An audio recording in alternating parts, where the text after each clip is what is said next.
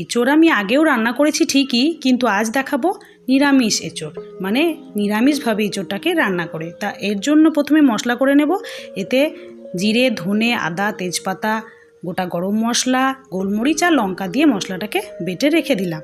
তারপর যথারীতি এঁচোড়টাকে আমরা নুন, হলুদ আর সামান্য তেল দিয়ে সেদ্ধ করে রেখে নেব, কিন্তু জলটা এক্ষেত্রে আমরা ফেলে দেব না, জলটা আমি পরে ইউজ করব। এবার চলে যাব রান্নাতে। প্রথমে কড়াই নিয়ে তাতে ভালো মতো করে তেলটা গরম করে নেব। আমি যতগুলোই রেসিপি বানিয়েছি সবই মোটামুটি আমিষ, নিরামিষ এখনও বানানো হয়নি। তো আজ আমি ভাবলাম এঁচোড়টাকেই নিরামিষ করে রান্না করে দেখাই। আর আজকে নিরামিষ রান্না করারও একটা কারণ আছে, কেন কি আজ আমাদের অশোক ষষ্ঠী ছিল। তো আমরা মেয়েরা এই দিন ভাত মুড়ি খাই না, তো সেই জন্যই আজ আমি নিরামিষ এঁচোড়ের তরকারি রান্না করছি। এই যে তেলে সামান্য চিনি, সেটাকে লাল লাল করে নিয়ে তাতে ফোড়ন দিয়ে দিলাম গোটা শুকনো লঙ্কা আর 5 ফোড়ন, আর তাতে কিছুটা টমেটো কেটে রেখেছিলাম সেটাকেও আর কি দিয়ে দিলাম।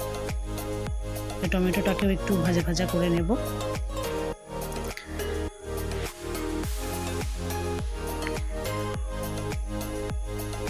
এবার এতে বেটে রাখা মশলাটাও দিয়ে এবার একসঙ্গে সবগুলোকে কষাবো।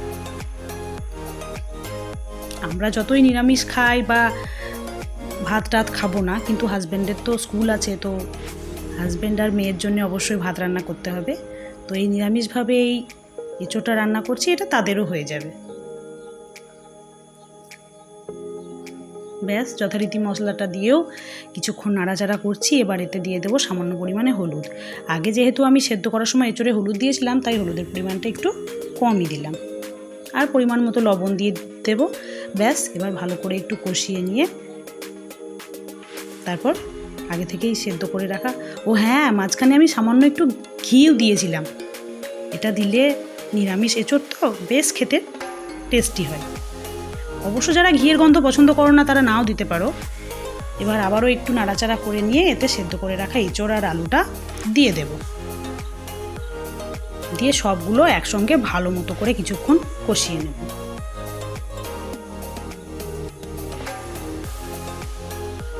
আর যে আমি সেদ্ধ করা জলটা ছেঁকে রেখেছিলাম সেটাও আমি এতে অ্যাড করে দেব।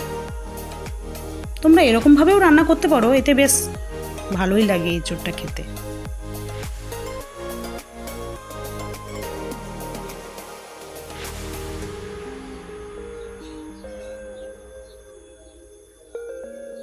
যেহেতু আজকে নিরামিষ, তো আমি এরকম খোসা সমেত আলুও ভেজেছিলাম 2 টুকরো করে কেটে নিয়ে, আর শাকও করেছিলাম যেহেতু হাজব্যান্ড ভাত খাবে তাই।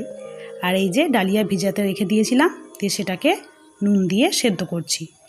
আমরা অনেক সময় উপোস করে থাকি, দিয়ে নিজের জন্য আলাদা করে কিছু যদি করতে ভালো না লাগে, তো তোমরা এরকমভাবে শুধু লবণ দিয়ে ডালিয়াটা সেদ্ধ করে খেতে পারো। ওই যে খোসা সমেত আলু ভেজেছিলাম, এটা দিয়ে এই ডালিয়া সেদ্ধটা দিয়ে খাবো। এটা কিন্তু খুব টেস্টি হয় আর হেলদিও।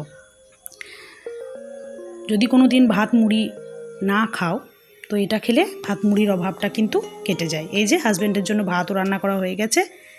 ব্যাস এঁচোড়টা নামিয়ে নিয়েছিলাম, তারপর কিছুক্ষণ ফুটিয়ে এই যে এরকম মোটামুটি হালকা হালকা ঝোল রেখে আমি নামিয়েছিলাম। এতে যেহেতু গরম মশলা আর ঘি দিয়েছিলাম, সেন্টটা কিন্তু অপূর্ব আসছে। আর এই যে খোসা সমেত গোল গোল করে কাটা আলু ভাজা, যেটা এই সেদ্ধ করে রাখা ডালিয়ার সঙ্গে আমি আর মা খাবো। আর এই যে সজনে ডাঁটাও ভেজেছিলাম, আর শাক তো করেইছি। ব্যাস দেখা হচ্ছে পরের ভিডিওতে। টাটা।